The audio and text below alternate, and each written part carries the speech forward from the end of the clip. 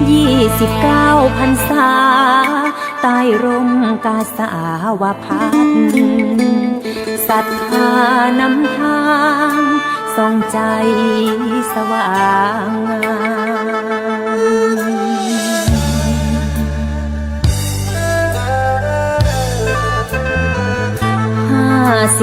54 ปีชีวิตทิศทางสร้าง29 พรรษาวางทางสดใสใต้ร่มกาสาวพัฒน์ผ่องอำไพมอบกายใจตามรอยบาทประกาศธรรมมุ่งพัฒนาทั้งวัดและพัฒนาคนให้สิทธิผลความเคล้าเฝ้าเพียรพรำสื่อบาลีรักษามักนำหลักธรรมเป็นผู้นำทางจิตมีประชาเสนาสนะขังคาจะปรากฏมหาอุโบสถเสร็จสิ้นทวินหาพระพุทธจริยธรรมงามโสภาเป็นที่พึ่งศรัทธาสาธุชน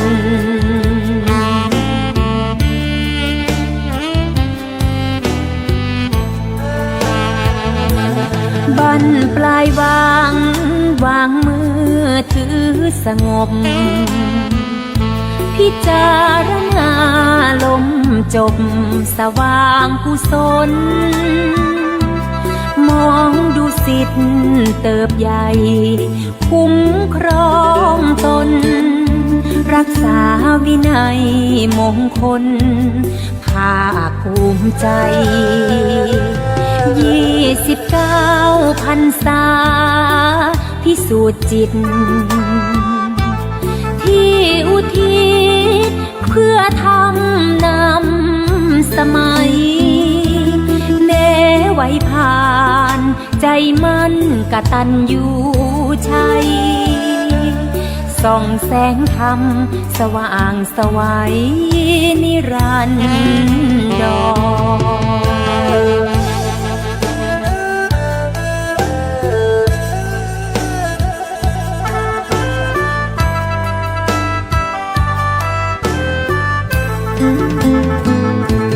โอละนอศรัทธาจริยธรรมส่องแสงธรรมนิรันดร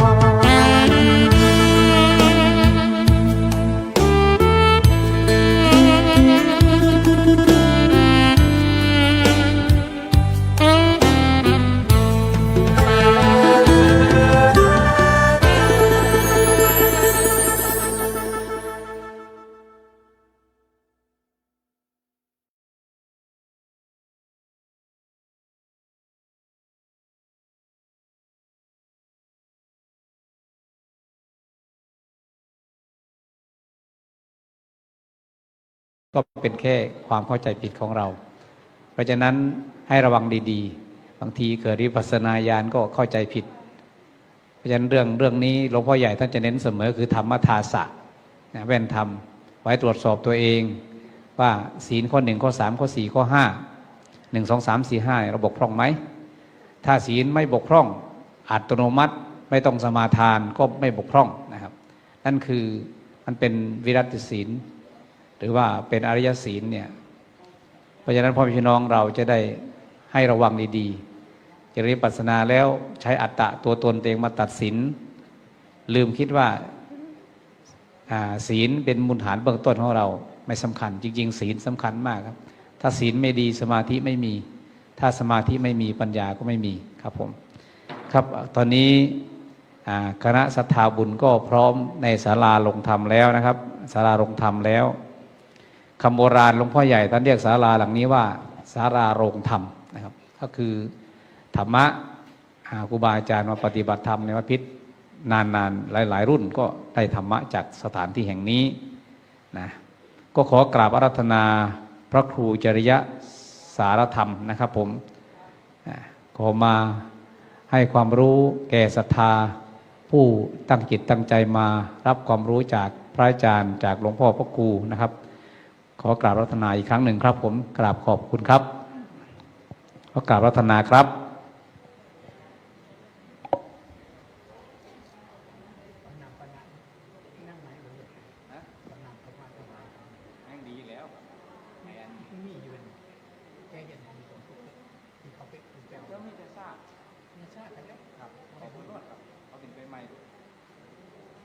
ผมเห็นมิตรนามของเราเลย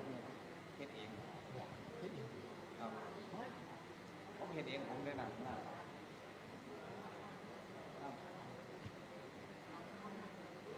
พ่ออยู่ครับพ่อสี่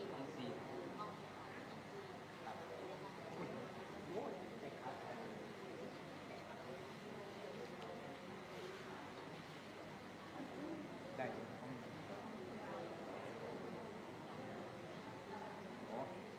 ดี๋ยวจะ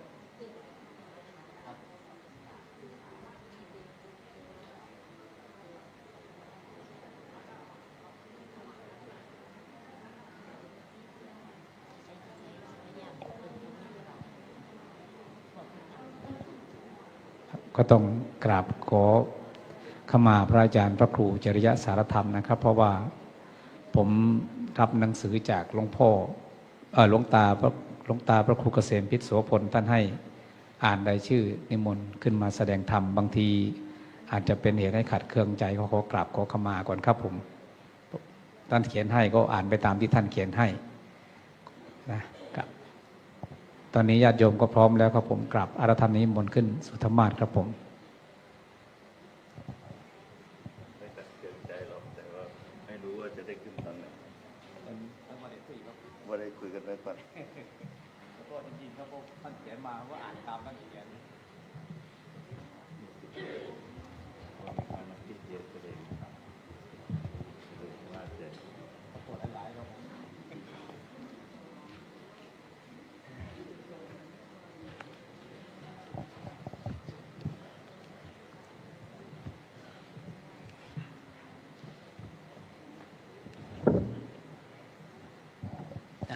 เตรียมกราบพระอาจารย์ท่านครับ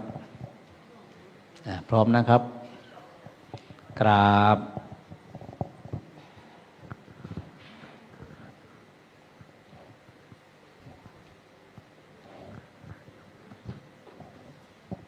อาราธนาทำพร้อมกันนะครับพระมาจาโลกาทิป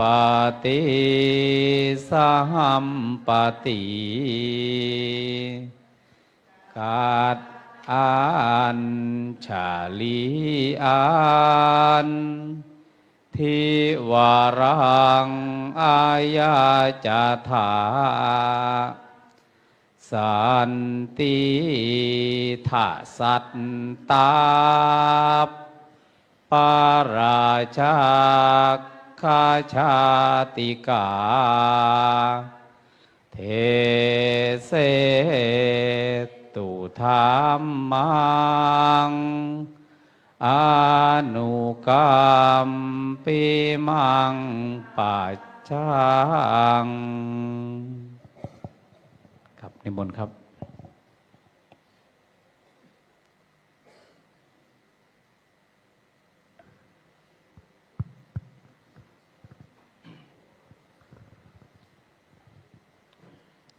นะโมตัสสะภะคะวะโตอะระหะโตสัมมาสัมพุทธัสสะนะโมตัสสะภะคะวะโตอะระหะโตสัมมาสัมพุทธัสสะนะโมตัสสะภะคะวะโตอะระหะโตสัมมาสัมพุทธัสสะ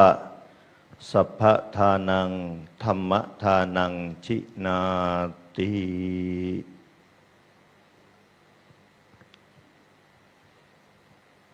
ต่อจากนี้สาธุชนทั้งหลายจะได้ฟังธรรมะซึ่งอาตมาภาพได้รับอาราธนามาร่วมในการแสดงธรรมระดมธรรมการทำบุญสถานีวิทยุคลื่นวัดพิษโสภารามที่อำเภอเขมราชจังหวัดอุบลราชธานีแห่งนี้ในนามของกลุ่มสถานีวิทยุพระพุทธศาสนาซึ่งมีครูบาอาจารย์ได้เดินทางมาร่วมกิจกรรมและวันพรุ่งนี้ครูบาอาจารย์ก็นิมนต์ให้อาตมาได้กล่าวสัมโมทนียกถาพบกันอีกรอบหนึ่งในโอกาสที่เราได้มาพบกันจึงให้เวลาช่วงนี้เนี่ยเป็นการฟังธรรมตลอดเป็นลำดับไปจนถึงเช้าเพราะนั้นยังมีครูบาอาจารย์อีกหลายรูปเมื่อสักครู่นี้ไปส่องมาแล้วนะท่านบอกว่ายังไม่ถึงเวลาท่านขึ้นเหมือนกันโฆษกทายกก็บอกว่านิมนต์อาจารย์นิมนต์อาตมาก็เลยเอามันแม่นรอบเราอยู่ว่าก็เลยออกมาดูพอดีแหละพอดีแล้วถึงรอบอาจารย์พอดีมือวางไว้โยมพอละกราบขอโอกาสครูบาอาจารย์นะครับที่อยู่ในอาวาสแห่งนี้มีพระครูเกษมพิษโสพลผู้เป็นผู้อำนวยการสถานีวิทยุแห่งนี้แล้วก็พ่อแม่ครูบาอาจารย์พระเถระทุกรูปในอาวาสนี้ปีที่แล้วเราไปฟังกันอยู่ลานธรรมเนาะตรงนั้นเรียกว่าลานอะไรนะลานมงคลนะ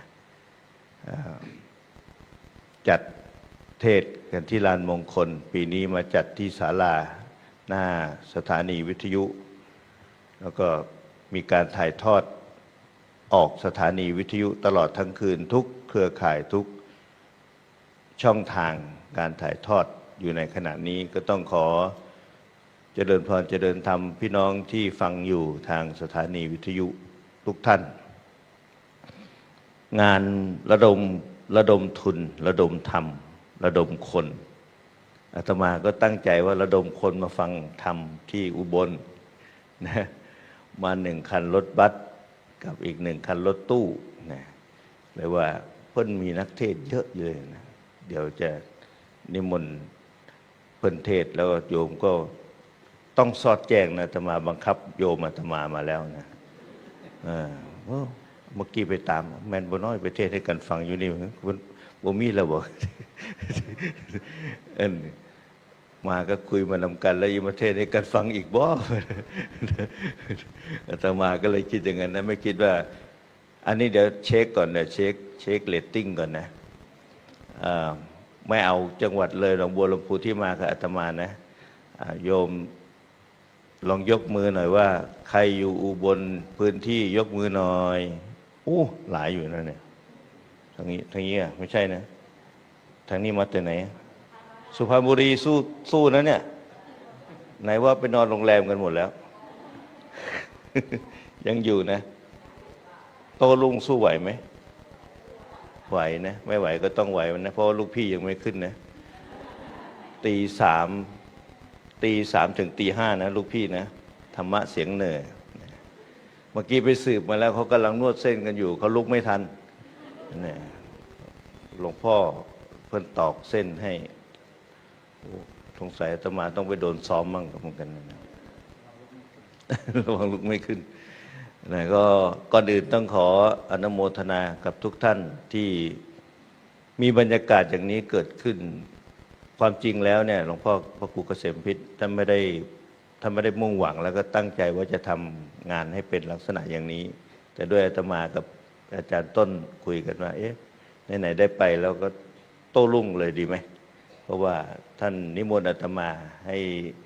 มากล่าวสัมโมทนียกถาตอนเช้าตอนที่ถวายพระป่าเพิ่นโทรไปด้วยตัวเองนั่นแหละโทรว่าอาจารย์นิมนต์มาร่วมพระป่าผมทำบุญแล้วก็ทราบว่าครบรอบวันคล้ายวันเกิดกับ ของท่านผู้อำนวยการสถานีวิทยุหลวงพ่อเกษมพิษโสพลไม่ทราบว่าปีนี้อายุเท่าไหร่แล้วหลวงพ่อเรา64 ปีอยู่นะพรุ่งนี้เบิร์ธเดย์เพิ่นเด้ ใช่ไหมตรงกับวันพรุ่งนี้พอดีใช่ไหมหรือตรงกับวันนี้วันที่14นะเหมือนกับที่อาตมาตั้งทำบุญสถานีที่วัดป่าจริยธรรมเหมือนกันอาตมาก็ตั้งให้มันเป็นเกี่ยวข้องกับชีวิตเพราะว่าเราทำงานเผยแผ่มาทั้งชีวิตนะตั้งแต่บวชมาเนี่ยไม่มีงานไหนที่จะภูมิใจแล้วก็ตั้งใจมากไปกว่างานเผยแผ่เพราะว่าตั้งใจทำกันเนี่ยสถานีไม่ใช่ตั้งง่ายๆนะโยมไม่ใช่ทำง่ายๆที่ไปรู้จักกับหลวงพ่อเกษมพิษโสพลเนี่ยนะก็ไปรู้จักกันที่กลุ่มสถานีวิทยุของวัดต่างๆนี่แหละที่หลวงพ่อไมตรีตอนนั้นเป็นแกนหลักนะถึงแม้ว่าวันนี้ท่านไม่ได้มาติดภารกิจก็ตามต้องเอ่ยถึงพูดถึงเพราะอะไรท่านเป็นประธานชมรมวิทยุพระพุทธศาสนายุคแรกๆเลยแล้วก็ท่านอาจารย์ต้นเดี๋ยวขึ้นต่อจากอาตมาเนี่ยท่านอาจารย์ต้นก็เป็นทีมงานทำงานอาตมาเพิ่งจะมารู้ในภายหลังว่าเบื้องหลังสถานีวิทยุพระพุทธศาสนาที่มีเทปของครูบาอาจารย์เปิด MP3 ให้พวกเราฟังออกอากาศตั้งแต่ยุคแรกๆเริ่มต้นเนี่ยเกิดมาจากหลวงพ่อไมตรีนะหลวงพ่อไมตรีเป็นผู้ไปขอข้อมูลจากวัดต่างๆตะเวนไปวัดที่มีพระนักเทศน์ที่ท่านมีชื่อเสียงมีเทปธรรมะอยู่แล้วนะอันนี้เราต้องพูดถึงความดีความชอบตรงนี้เพราะอะไรบางทีเนี่ยภูมิปัญญาของพ่อแม่ครูบาอาจารย์อย่างเช่นเราไปวัดหลวงพ่อสมภพใช่ไหมปัจจุบันนี้ที่ฟังธรรมะกันอยู่ของหลวงพ่อสมภพเนี่ยท่านเทศไว้นานแล้วท่านเทศตั้งแต่สมัยเป็นเทปคาสเซ็ตอาตมาก็ได้ฟังตั้งแต่อาตมาบวชมาใหม่ๆพอเริ่มประพฤติปฏิบัติธรรมไปงานปริวาสนี่แหละก็ได้ฟังหลวงพ่อองค์นี้คือเทศดีแท้อยากได้เทปเขาก็จะมีร้านขายพวกที่เขาทำก๊อปปี้เทปขายนั่นนะเราก็ไปหาซื้อเอาเทปธรรมะสมัยก่อนของหลวงพ่อพยอมก็ไม่เบานะโอ้หลวงพ่อพยอมเนี่ยเป็นตับเป็นปึ้งเลยนะคิดดูแผงเดียวที่มีตับ3 ตลับ 4 ตลับนั่นนะของหลวงพ่อพยอมก็ออกเป็นชุดใหญ่ๆก็มีนะเรื่องหนึ่ง25 บาทว่าเมื่อก่อนนี่เห็นไหมตลับหนึ่งประมาณ20 บาท25 บาทเนี่ยคุณูปการต่างๆเหล่านี้เราต้องคำนึงถึงนะเพราะว่าถ้าในยุคนั้นเนี่ยหาเครื่องอัดเสียงก็ยากแล้วก็ยังเป็น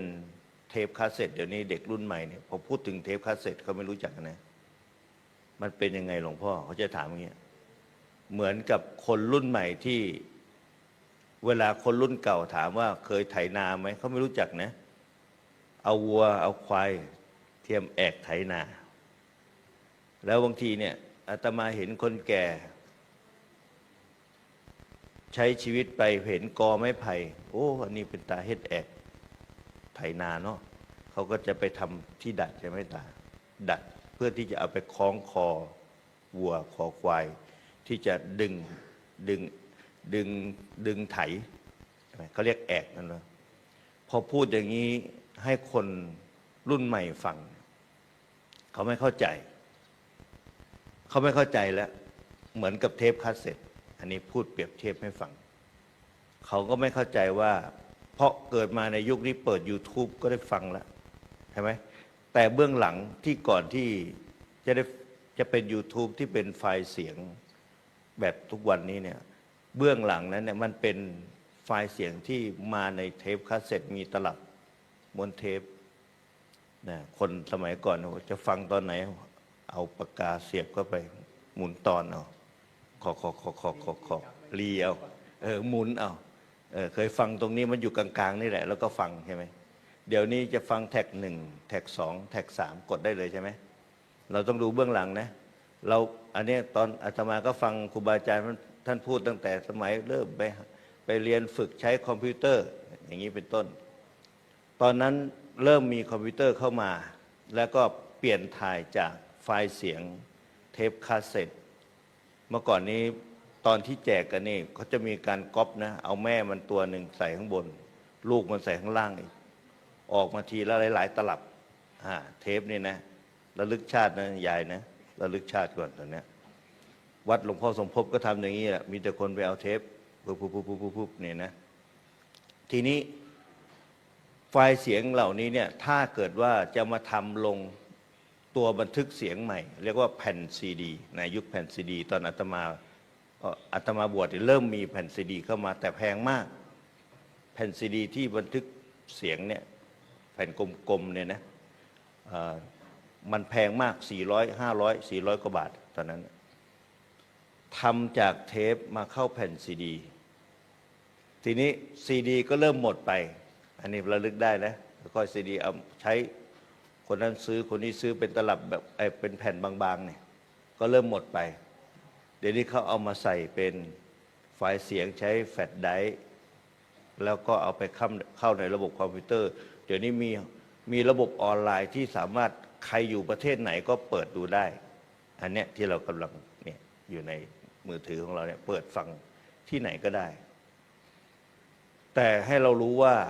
มันมีความลำบากตั้งแต่ยุคบุกเบิกเริ่มต้นอาตมาฟังพิจารณาถึงทัศนวิสัยปัจจุบันเนี่ยอาจจะเรียกวิสัยทัศน์การมองการไกลของพ่อแม่ครูบาอาจารย์เป็นพระนักเทศน์อย่างเช่นหลวงพ่อชาหลวงพ่อพุทธทาสในสมัยนั้นเริ่มมีระบบการบันทึกเสียงก็มีการบันทึกเสียงไฟล์เสียงต่างๆไปเทศที่ไหนไปบรรยายที่ไหนก็มีการบันทึกไว้ก็เก็บไว้แล้วก็มาลงในรูปแบบของเทปคาสเซ็ตแล้วก็มีไฟล์เสียงมาเดี๋ยวนี้มีถ่ายเข้าไปในระบบออนไลน์ทั้งหมดแล้วในยุคนั้นที่มีสถานีวิทยุใหม่ๆหลวงพ่อไมตรีก็ให้อาจารย์ต้นนี่แหละ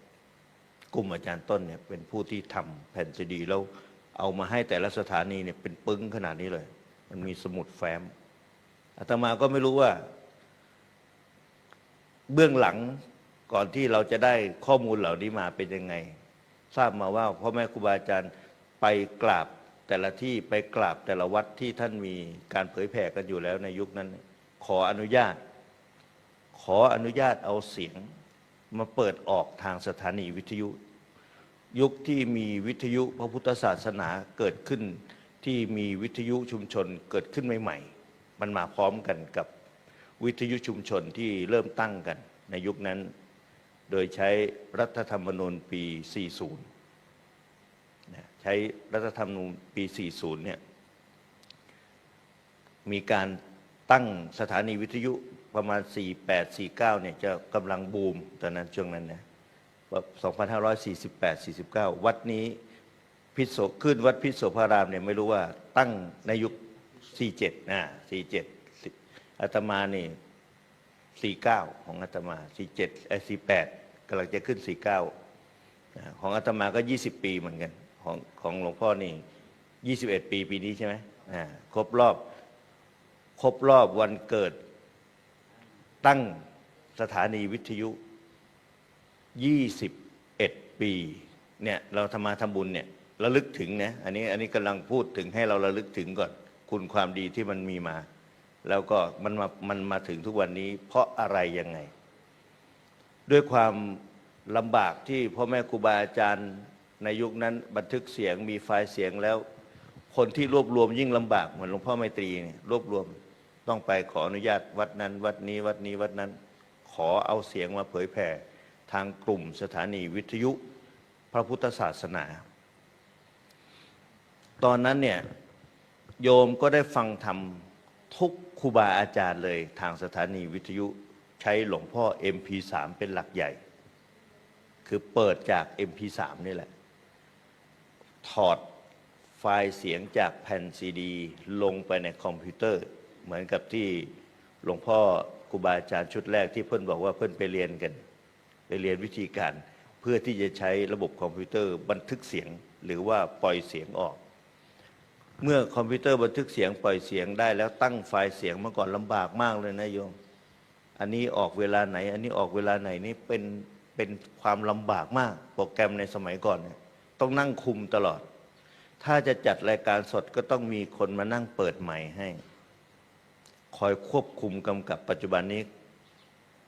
เดี๋ยวนี้นักจัดรายการเปิดกันเองได้แล้ว จัดการเองเปิดเองเรียบร้อยเดี๋ยวนี้ยิ่งสถานีของอาตมานี่มีโทรศัพท์เครื่องเดียวเขาก็จัดอยู่บ้านเขาแล้วเขาก็ส่งมาทางสถานีวิทยุสามารถทำได้ถึงขนาดนั้นแล้วไม่ต้องเดินทางตอนนี้ไม่ที่สถานีวัดป่าจริยธรรมนี่ฝุ่นขึ้นแล้วโยมเพราะไม่ค่อยมีคนมาจัดเท่าไหร่แล้วเขาจัดอยู่ที่บ้านเขาเป็นส่วนใหญ่อันนี้นะระบบสดเนี่ยเขาจะจัดที่บ้านแล้วก็ส่งมาอันนี้ให้เรารู้ว่าความยุ่งยากก็ค่อยได้รับการเรียนรู้แล้วก็มาเป็นเรื่องง่ายขึ้นเพราะมีความเชี่ยวชาญชำนาญเหมือนที่เราปฏิบัติโยมพูดฝึกสติขึ้นใหม่ๆแล้วก็ท่านบอกว่าการที่จะไปควบคุมหรือว่าไปเรียนรู้ใจไปควบคุมใจได้เนี่ยใจเนี่ยมันไม่ใช่ว่าจะมาควบคุมกำกับใจได้ง่ายๆนะเพราะว่าธรรมชาติของจิตเนี่ยมักนึกคิดไปในอารมณ์ต่างๆจิตเป็นธรรมชาติของเขาที่จะนึกคิดในเวลาโยมไปปฏิบัติธรรมโยมบอกห้ามความคิดห้ามไม่ให้มันคิดได้ไหมไม่ได้แต่ทำไมเราถึงชอบปฏิบัติแล้วถ้าไม่ได้รับความสงบไม่ถูกใจเราก็เลยหงุดหงิดใจว่าโอ้ปฏิบัติแล้วบ่ได้อีหยังเห็นบ่มาปฏิบัติไม่เห็นได้อะไรเลยก็ได้รู้ใจตัวเองไงกุศลธรรมมาหรืออกุศลธรรมมามันบ่ฝ่ายธรรมที่เป็นกุศลหรืออกุศลเนี่ยถ้าเป็นกุศลเนี่ยมันเบาๆนะเห็นไหมมันสงบมันอิ่มเอิบนะมันมีความสุขมันปราบปลื้มถ้าอากุศลธรรมานี่มันขัดเคืองนะเห็นไหมมันอึดอัดคับข้องมันแข็งมันทื่อนะมันไม่เป็นตาอยู่นะอกุศลธรรมาเนี่ยทีนี้การที่จะควบคุมกำกับได้ก็ต้องให้มาพิจารณาที่ใจเพราะว่าคิดพิจารณาที่กายเพราะว่าใจเป็นหัวหน้าใจเนี่ยเป็นประธานการกระทำแสดงออกมาทางกายก็ดีทางวาจาก็ดีใจมันเป็นใหญ่มันเป็นตัวสั่งคิดนึกคิดก่อนแล้วก็มาสั่งกายมาสั่งวาจาออกไปทีนี้ท่านก็เลยว่าให้มาปฏิบัติอบรมกายวาจาอบรมสำรวมกายวาจาก่อนทางด้านศาสนาเราเนี่ยเริ่มต้นศีลสมาธิปัญญาใช่ไหมถ้าจะปฏิบัติถ้าคนเข้ามาใหม่ๆถ้าชาวบ้านทั่วๆไปมันมีความหวงแหนในการเป็นอยู่ในการใช้ชีวิตในการหาทรัพย์ที่จะต้องดำรงชีวิตอยู่อาตมานั่งรถมาอาตมาก็ถามพวกยายๆทั้งหลายเนี่ยบางคนก็บอกว่าโอ้นี่อาจารย์นี่บ้านผู้ขายอยู่ตรงนี้เอาตรงไหน101เนี่ยย้ายไปจากนี่ละอาจารย์มองนี่แหละมองนี่แหละเอาคือย้ายไปอยู่ไกลแท้จาก101ไปอยู่เมืองเลยโอ้ยอยู่ที่นี่มันมีแต่ทำนาอย่างเดียวไม่มีเวียกอย่างอื่นหมดหน้านาแล้วก็ไม่มีไปหารับจ้างข้างนอกนะพวกที่เขาไม่มีงานเขาก็จะเข้ากรุงเทพนะ101เนี่ยเขาจะไปขับแท็กซี่กันเยอะนะเห็นไหมไปขับแท็กซี่ไปทำงานที่เพื่อที่จะได้หาเงินกลับมาเลี้ยงดูครอบครัวคน101บางส่วนก็นู่นขึ้นไปโคกภูเขาเมื่อกี้อาตมานั่งรถมาบอกโอ้ถ้าเกิดว่าสถานีวิทยุเรามาตั้งอยู่นี่เนี่ยไปไกลนะเนี่ยเพราะมันมีแต่ทุ่งนามันกว้างมันไปไกลมันไม่ชนอะไรไม่ปะทะอะไรเลยคลื่นของระบบ FM เนี่ยเขาเรียกว่าความถี่สูงถ้า AM เนี่ยเขาเรียกว่าความถี่ต่ำการส่งกระจายคลื่นไปเนี่ย AM เนี่ยเสียงมันจะไม่เพราะเหมือน FM AM เนี่ยนะอันนี้พูดง่ายๆอย่าไปภาษาเทคนิคเดี๋ยวถ้าไปพูดลึกมากเดี๋ยวโยมจะไม่เข้าใจ แต่มันไปได้ไกลมันใช้ชิ่งไปพื้นดินไปชนภูเขาปะทะนู่นปะทะนี่มันสามารถไปได้เมื่อก่อนนี่เราเปิดขนาดต่างประเทศเขาเปิดระบบ AM มายังแทรกเข้ามาบ้านเราก็มีฟังเสียงพวกอะไรแก้วมันว่าเจ้าแจ้วเจ้าแจ้วเจ้าแจ้วเนี่ยนะ AM เปิดตั้งแต่กรุงเทพมาฮอดอุบลก็ได้ AM เนี่ยนะมันไปไกลมันไปไกลทีนี้พอมาปล่อยในระบบ FM มีความละเอียดเสียงดี แต่พวกนี้ไปไม่ค่อยไกลถ้าปะทะมีตึกมีอาคารมีภูเขา มันจะไปไม่ได้มันไม่ผ่านเมืองเลยมีปัญหาอย่างนั้น จังหวัดเลยมีภูเขาเมืองแห่งทะเลภูเขาอันนี้ชื่อบอกแล้วมันบอกเจ้าไปเจ้าเสียวบ่นั่งรถไปเสียวภูเขาบ่ไต่อยู่บนยอดเขายิ่งมาจากสุพรรณบุรีถ้าเกิดเคยผ่านบนทางเส้นที่มาวังสะพุงเนี่ยเคยมาไหมเส้นนั้นโยมถนนลอยฟ้านั่นนะมองดูแล้วโอ้โหมีแต่ขึ้นภูเขา อยู่ข้างล่างป่าข้าวโพดป่าอะไรต่างๆเขาเนี่ยนะเหมือนเราวิ่งอยู่บนยอดเขาวิ่งอยู่บนยอดเขาแล้วทีนี้เรานึกถึงนะสถานีวิทยุตั้งอยู่ข้างล่างแม้จะมีเสาสูงก็ตามจะส่งมาอีกทางหนึ่งเนี่ยมันก็ปะทะเขามันก็เลยทำให้บางที่เนี่ยมีช่องไปก็ฟังได้ชัดบางที่ไปปะทะเขามันฟังไม่ชัดนี่คือปัญหาของสถานีวิทยุที่อยู่พื้นที่ที่เป็นภูเขาเป็นป่าไม้มันปะทะอยู่ในตึกเห็นไหมเขาก็จะเอาไปตั้งไว้บนยอดตึกเสาวิทยุFM เนี่ยนะเขาจะไปตั้งบนยอดตึกก็มีความพยายามนะอันนี้พูดถึงความพยายามที่จะส่งเสียงเนี่ยส่งคลื่นเสียงเนี่ยไปถึงผู้ฟังนี่วิทยุเนี่ยคือเครื่องรับนี่จำเป็นที่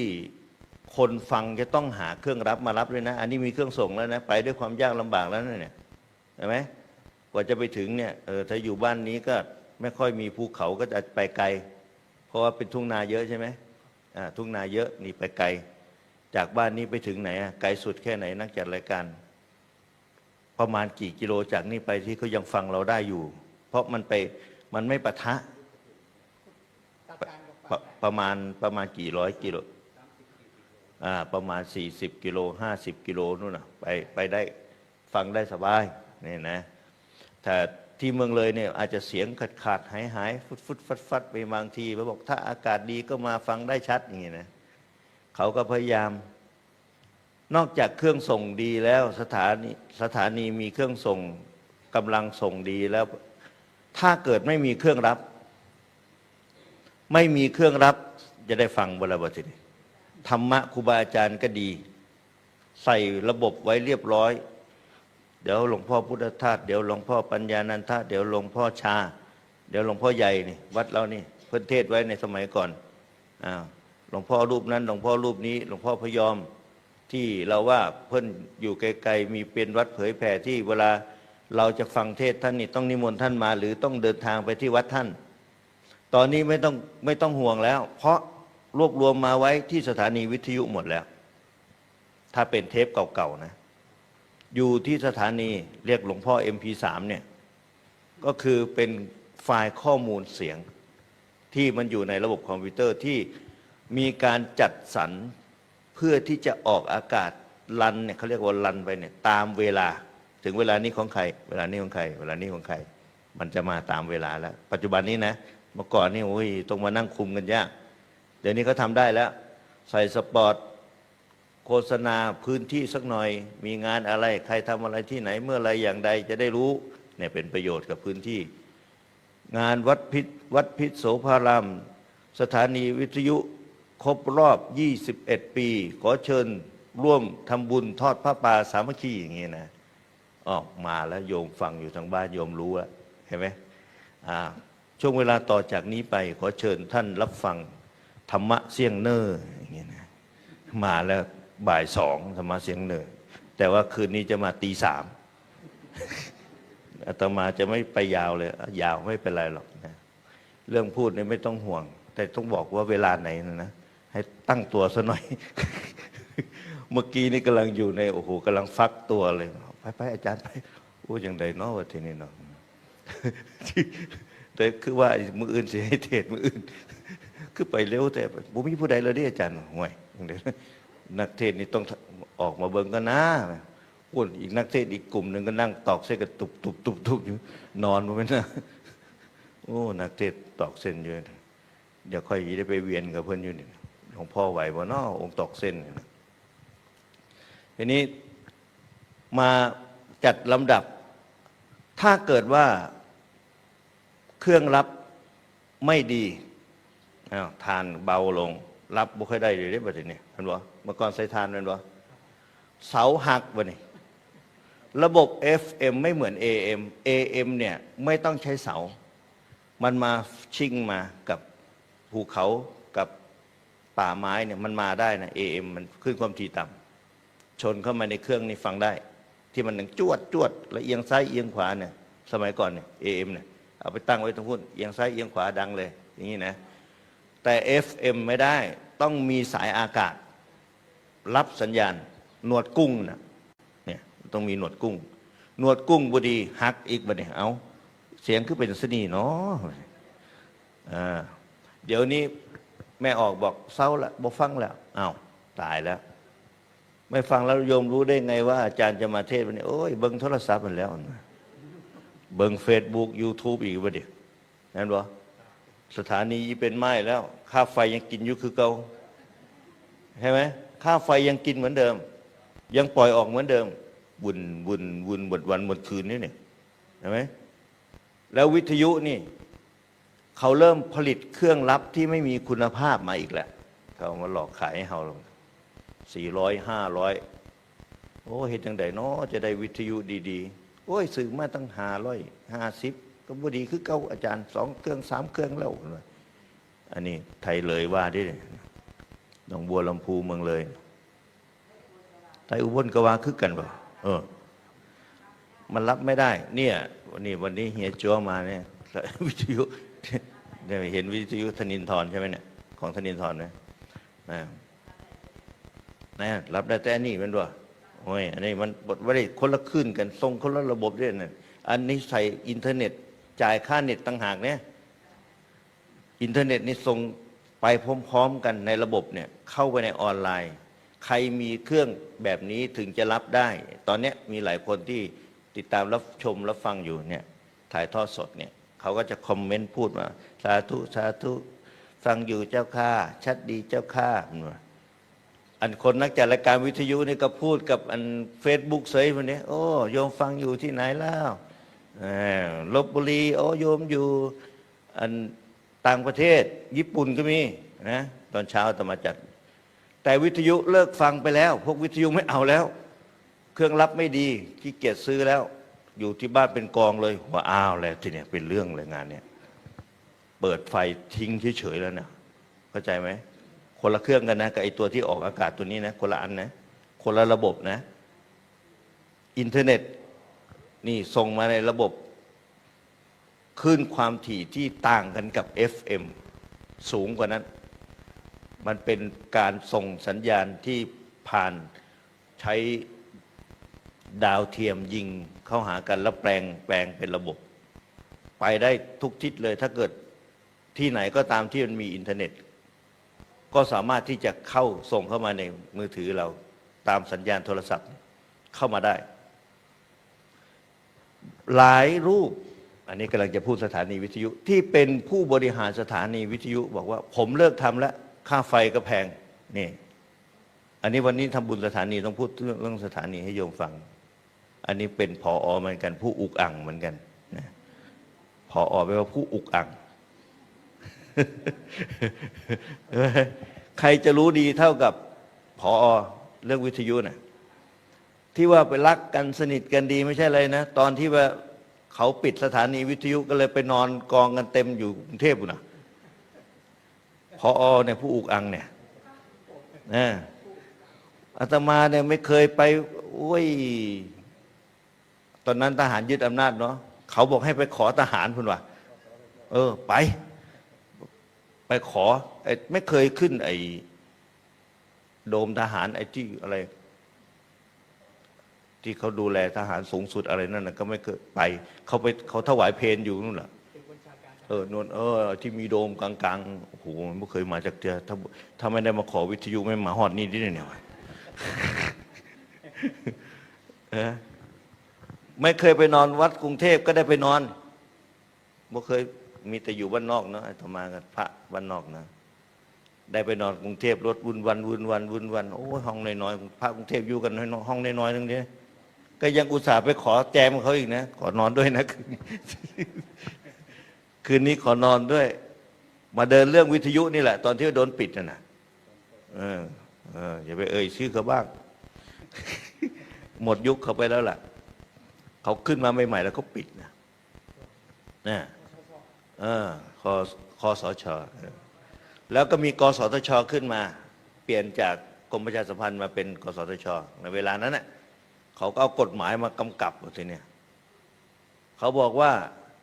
วิทยุที่ออกอากาศอยู่เนี่ยบางทีคลื่นมันแรงเหลือเกินต้องอยู่ในกรอบข่ายระบบนะโอ้โหอาตมาก็เฮ็ดคัก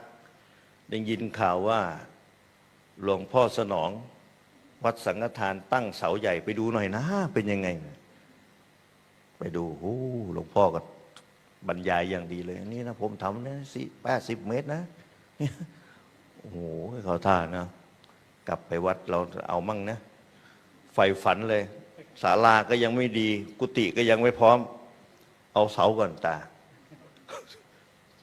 ไปเอาเสาอันมือ2 D-Tech ของอาตมาเนี่ย1,100,000นะเสาต้นนั้นน่ะ1,100,000 120 เมตรคักก็ของอาจารย์อีกด้วยเนี่ยดีทีวีตอนนั้นกำลังออกใหม่ดีทีวีก็มีวิทยุเหมือนกันขึ้น88เนี่ยอาจารย์ประหลัดณรงค์ฤทธิ์เพิ่งลงไปเมื่อสักครู่นี้จัดรายการคดีโลกคดีธรรมเนี่ยพวกนี้ก็สู้กับต่างศาสนาอยู่นั่นแหละเนี่ยนักบูเลือดไม่มีจางเลยนะผู้นี้เอาไปเอามาเขายิ้มให้ออกวิทยุเขาญาติพอผู้อุกอังไม่อยากให้ออกวันเนี่ยกลัวเขาจะไปปิดสถานีนะผู้อุกอังแน่นะอาจารย์เบาๆหน่อยนะไปด่าเขาจะไปว่าเขาแรงนะผู้อุกอังจะไม่ไหวแล้วใจห้อยใจหายแม้บางองค์ก็เก่งเหลือเกินบอกโอ้ยเราไม่ผิดกลัวทำไมคุณวะว้ายพอใจอีขาดอีวินวะทีเนี่ยเขายิบให้หยุดออกอากาศนะผู้บริขออนุญาตว่าได้ทั่วด้วยเนี่ยอาตมาก็ขาดมิตรไปเยอะเหมือนกันเมื่อก่อนนี่คือรับเพิ่นอยู่เพิ่นก็ว่าดีอยู่อาจารย์โอ้ยว่าเพิ่นนี่เอานั่นมาให้ข่อยตัวนั้นว่าแห้งพะโลกหยุดไว้ก่อนนะช่วงนี้สถานการณ์ไม่ปกตินะเขากำลังต้องการปิดวิทยุอยู่เนี่ยเขาก็เลยมาออกกฎหมายว่าควบคุมตอนนี้ออกอากาศได้แค่60 เมตรนะตั้งมาแล้ว120 เมตรเฮ็ดบ่ได้บ่เนี่ยทำยังไงทีเนี่ยก็เลยเลื่อนเฮ็ดไปเลื่อนต้องไปจ้างไอ้คนเคลื่อนใบไอ้เสาปีกสายอากาศที่ส่งมาหาวิทยุเจ้าเนี่ยโอ้ยอาจารย์ก็ว่ามันยุ่งยากเลยเฮ็ดจังไดเนาะเอาอันใหม่ไปติดอีกอันนึงไหมได้60 เมตรอันเก่าก็จ้างเขาขึ้นก็แพงจ้างเอาลงยิ่งแพงกว่าอีกเพราะมันสูงไม่ค่อยมีคนขึ้นไปอยู่เป็นชั่วโมงนั่นน่ะเขาไปทำแต่งเสาแต่ละครั้งเนี่ยอาตมาก็ยังเสียวไม่กล้าขึ้นเองต้องจ้างเขานะแพงทางนี้เริ่มไม่ค่อยหาวิทยุฟังแล้วโอ้ยฟังบ่ได้ก็บ่ฟังหัวมันละแน่ใช่ไหมโยมว่าฟังยากกว่าเก่าเมื่อก่อนฟังได้ชัดเห็นไหมเนี่ยเห็นไหมอันนี้ปัญหาวิทยุเราเนี่ยอย่าพูดให้ฟังผู้อุกอังจะพูดให้ฟังนะผอ.เนี่ยเห็นจังใดดีเลยวิทยุเบากว่าเก่าเพราะโดนลดกำลังมาแล้วยังต่ำกว่าเก่าอีกถ้าอยู่อย่างอุบลยังเขายังชั่วนะ เพราะมันไม่มีภูเขา เจอเมืองเลยแล้วแอ่งกระทะเรียบร้อยไปไม่เป็นเลยวนกระทะอยู่นั่นแหละนึกถึงกระทะแล้วกัน เสาอากาศอยู่ตูดกระทะนอกนั้นเป็นขอบกระทะหมดเลยไปมันก็ติดขอบมันเห็นบ่มันไม่ข้ามไปได้เหมือนภูเขาอะมันอยู่ในแอ่งภูเขาล้อมรอบอย่างเงี้ยตั้งเสาอยู่อย่างเงี้ยเสาต่ำๆใช่ไหมล่ะภูมิประเทศไม่เหมือนกันพอฟังยากเริ่มไม่หาเครื่องฟังแล้วที่แบบนี้แต่ว่าวัดยังออกคือเก่า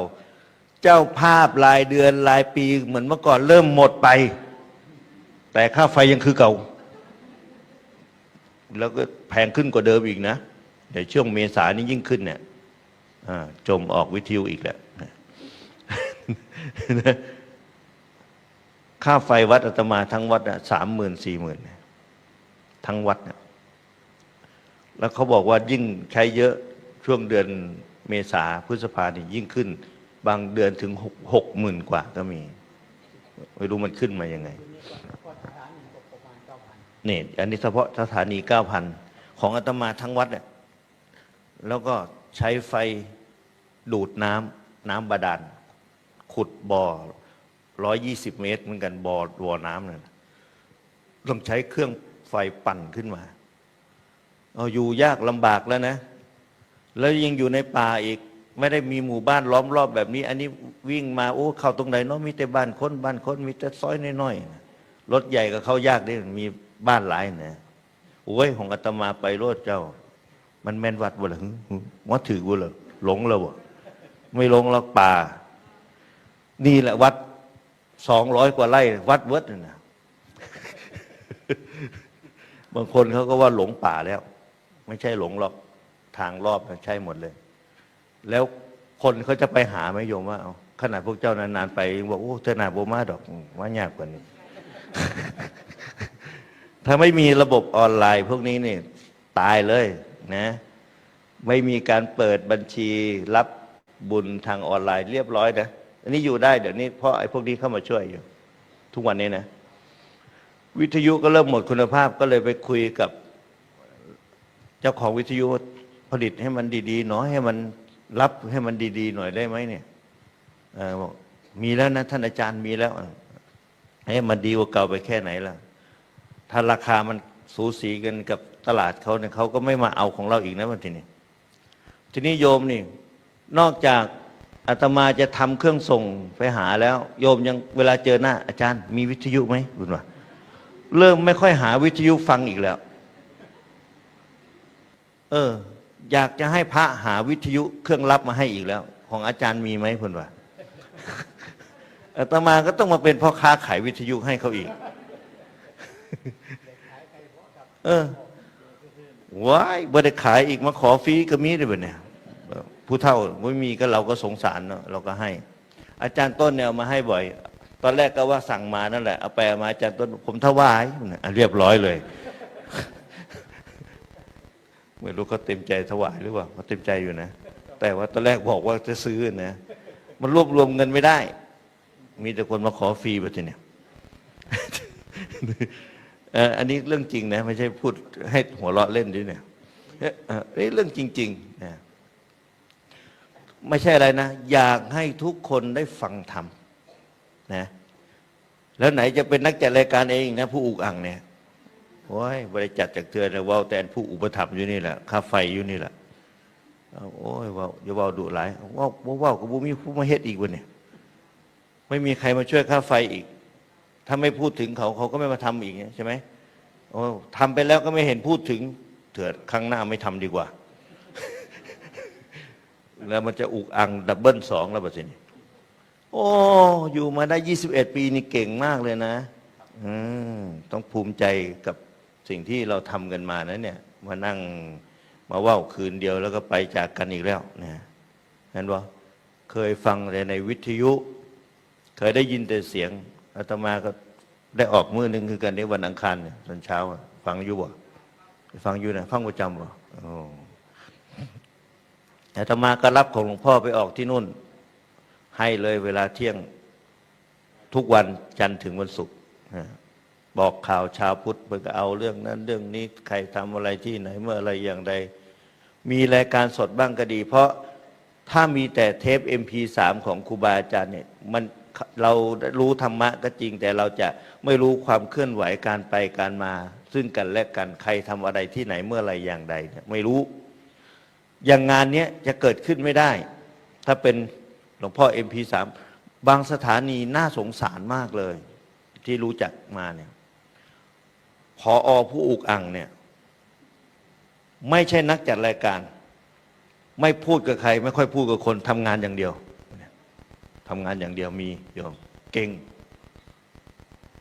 พาอาตมาไปดูเมื่อก่อนนี้นี่ผมเหมือนกับศูนย์เฝ้าฟังเลยนะสถานีท่านออกกันนี้สถานีนี้ออกกันนั้นทั่วประเทศเลยนะกลุ่มสถานีวิทยุเนี่ยท่านจะรู้จักหมดเลยท่านบอกว่าผมไม่ค่อยได้รับแขกหรอกโยมฟังวิทยุอยากจะมาทำบุญค่าไฟฟ้าร่วมด้วยก็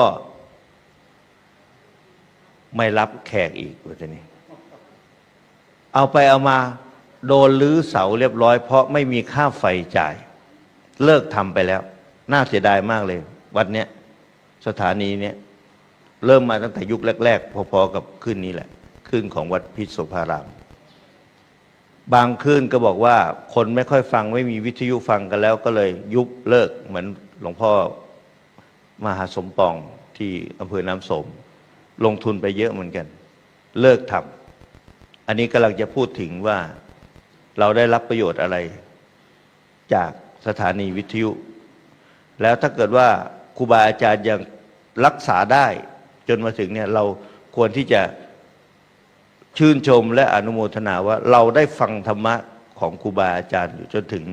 ปัจจุบันนี้ขณะนี้เนี่ยมีองค์มาเทศต่อหรือเปล่ามีไหมยาวเลยใช่ไหมถึงว่าตี 3เลยนะอันนี้วันนี้มาพูดเรื่องวิทยุผู้อุกอั่งให้ฟังนะเดี๋ยวค่อยว่ากันนะธรรมะนี่ได้ฟังทุกวันอยู่แล้วจะได้รู้หลักการบริหารเป็นยังไงกว่าที่จะได้มากว่าจะได้มาแล้วรักษาไว้ก็ยังยากไปอีกใช่ไหมรักษาอีกต่อไปเนี่ยให้มีอีกต่อไปโดยจะต้องอยู่อย่างเดิมไม่ได้แล้วนะต้องมีพัฒนานะอย่างอาตมาเนี่ยเช้ามาก็ต้องมาออกหน้าออกทีวีอีกกับเขาอีกอ่ะโอ้กดนั่นกดนี่ไอ้ที่เปิดเพลงไม่ใช่อะไรนะมัวแต่รอกดอยู่โยมกดเปิดเพลงไว้ก่อนเปิดเพลงไว้ก่อนนะตุ่มไหนเป็นปุ่มไหนไม่รู้เนี่ยเขาบอกนี่เจ้าหน้าที่เทคนิคเขาบอกให้ปุ่มนี้แล้วก็มากดอันนี้นะเพราะเราไม่ได้มีความรู้เรื่องพวกนี้มาก่อนเรามาเรียนรู้ใหม่หมดเลยธรรมะมีพระไตรปิฎกก็อยู่ข้างๆนี่แหละที่จะเอามาพูดให้โยมฟังเนี่ยมีพร้อมแล้วข้อมูลมีแล้วแต่อุปกรณ์ก็พร้อมแต่วิธีการที่จะนำเสนอพร้อมทั้งให้มันลื่นไหลไปกับอุปกรณ์โอ้อาจารย์เห็นไหมอาจารย์ก็บ่นตอนเช้าเดี๋ยวนี้อาจารย์บัวเรียนเปลี่ยนชื่อรายการอาตมาแล้วเสียงจมจากถ้ำผาหม้ออาตมาโอ้นั่นกดอันนั้นก็ไม่ไปอันนี้มันก็ไม่ถ่ายโอ้โยมเนี่ยจมอุปกรณ์อีกแล้วมันไม่ออกอุตส่าห์ตั้งใจว่าจะมาพูดเรื่องนี้มานั่งพูดจมกันเรื่องอุปกรณ์อยู่นี่ไปครึ่งชั่วโมงแล้วเนี่ยนะต้องมาเรียนรู้กับสิ่งต่างๆเหล่านี้ใหม่เดี๋ยวนี้มีออกวิทยุแล้วก็เนี่ยทีมงานที่ฝ่ายเจ้าหน้าที่เทคนิคของอาตมาที่ตอนนี้กำลังถ่ายทำอยู่เนี่ยที่โชคเสื้อขาวๆเนี่ยผลิตแอปพลิเคชันเข้ามาอยู่ในโทรศัพท์ในระบบ Android ใช้ชื่อแอปพลิเคชันนี้ว่าวิทยุพุทธศาสนาทั่วไทยเพื่อมาเป็นตัวรองรับว่าถ้าเกิดมันหมดวิทยุเขาปิดไปล่ะแต่ว่าเรายังมีเครื่องที่ออกอากาศในระบบออนไลน์กันอยู่สามารถที่จะฟังผ่านโทรศัพท์ได้เนี่ยอาตมาพูดอยู่ตอนนี้สามารถเช็คตนเองได้ว่าออกกี่สถานีบ้างที่เป็นเครือข่ายด้วยกันเนี่ยเห็นไหมในระบบโทรศัพท์ Android เนี่ยนะจำเป็นต้องมี2 เครื่อง 3 เครื่องไม่ใช่อะไรนะอันนี้ iOS อันนี้ Android พุ่นว่ะอันนี้ถ่ายทอดอยู่อันนี้ต้องคอยดูคอมเมนต์พุ่นว่ะหลายอย่างดิบ่เนี่ยมั่วเลยเนี่ยไปยังออกอากาศได้อยู่วิทยุก็ออกโอ้ยบางวันก็ต้องก้มหน้าก้มตา บางองค์ผอบางสถานีอาตมาก็สงสารนะจัดตอน3 ทุ่ม4 ทุ่มนั่งหลับนั่งตาสลึมสลือออกทีวีก็มีนะน่าเห็นใจเพื่อน ผู้อุกอังเนี่ยนะจัดรายการวิทยุแต่มันต้องออกระบบออนไลน์ไปด้วยเนี่ย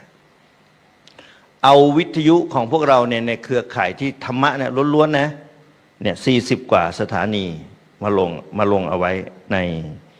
ในโทรศัพท์แต่ว่าต้องโหลดแอปพลิเคชันวิทยุพุทธศาสนาทั่วไทยเนี่ยมาไว้ในมือถือ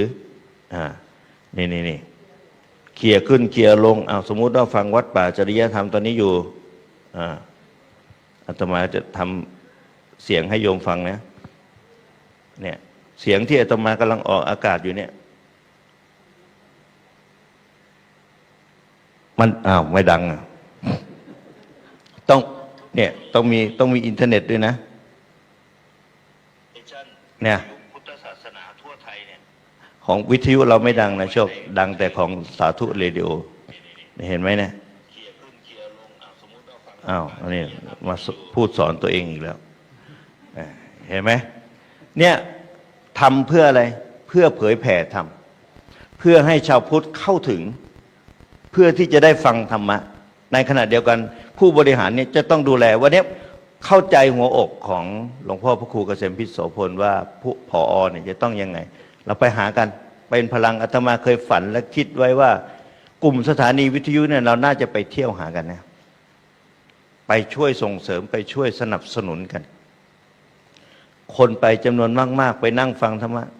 ก็เลยเป็นที่มาคุยกับอาจารย์สรายุทธท่านอาจารย์ต้นว่าไหนๆก็ได้ไปแล้วก็บางคนเขาสู้อยู่นะสอดแจ้งเนี่ยอย่างกลุ่มของวัดป่าจริยธรรมเนี่ยเขาจัดประจำสอดแจ้งเนี่ยนะสู้อยู่สุพรรณก็เริ่มสู้แล้วใช่ไหมเอาอย่าหาวสิ พูดเล่นนะไม่ใช่บางคนคอหักเรียบร้อยแล้วต้องใส่จะมาจากเมืองเลยแน่เลยเนี่ย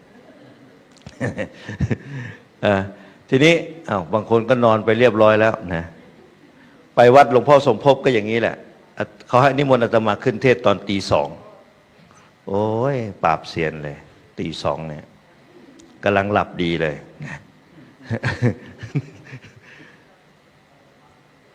ไปมาหากันอย่างนี้จัดเนี่ยเดี๋ยวอาตมาก็เลยบอกกับโยมที่วัดป่าจริยธรรมว่าเนี่ยเดี๋ยวอาจารย์สรายุทธเนี่ยเขาขนคนมาหาเราทีละ2 คันรถบัส3 คันรถบัสเนี่ยไปช่วยที่นู่นที่นี่เดี๋ยวเวลาท่านจัด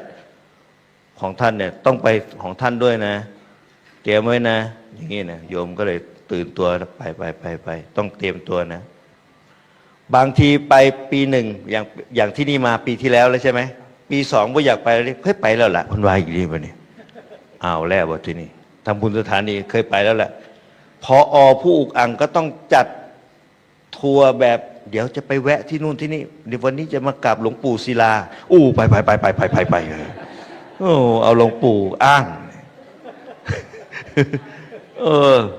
มันต้องมีมันต้องมีกรรมมันต้องมีวิธีการนะอันนี้ไม่รู้ว่าสาธุเรดิโอนี่บอกว่าจะมาที่ไหนบ้างไม่รู้เนี่ยก็เลยคือวัดพิษมาหลายครั้งแล้วแต่ว่าไอ้ที่มาเนี่ยเพราะได้ไปแวะวัดนู้นวัดนี้ด้วยนั่นเห็นไหมมันต้องมีวิธีอีกนะมันไม่ใช่ธรรมดานะวันนี้เอาความลับอาจารย์ต้นมาเปิดเผยหมดแล้วนะมาแล้วผอมาแล้วนะ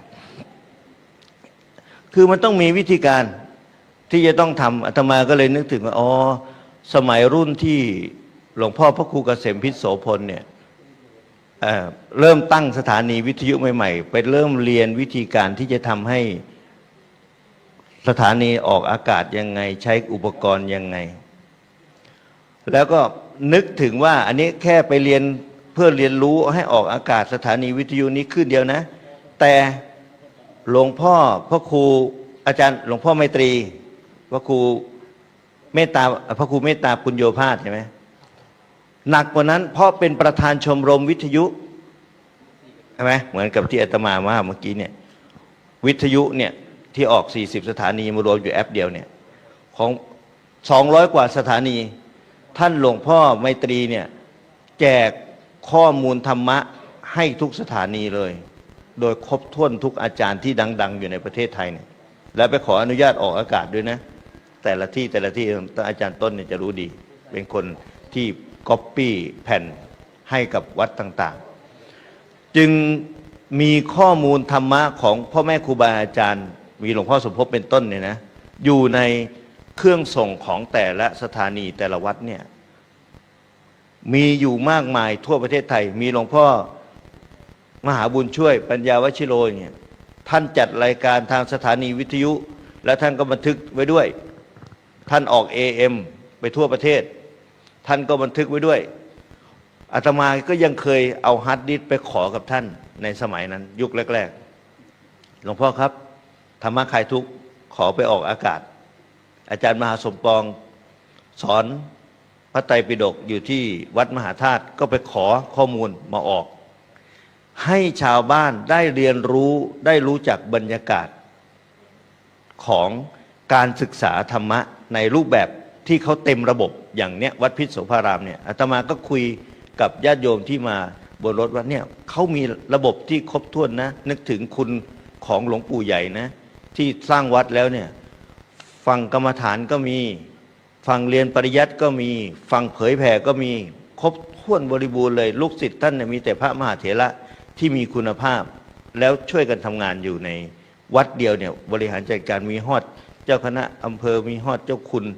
ที่ดูแลเป็นเจ้าอาวาสวัด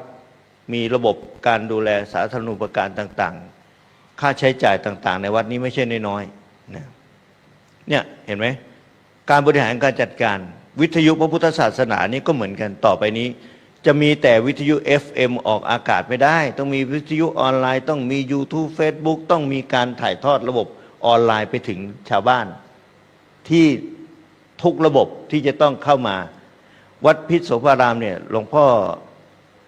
อเกษมพิษโสพลเนี่ยก็ผอ.สถานีวิทยุขึ้น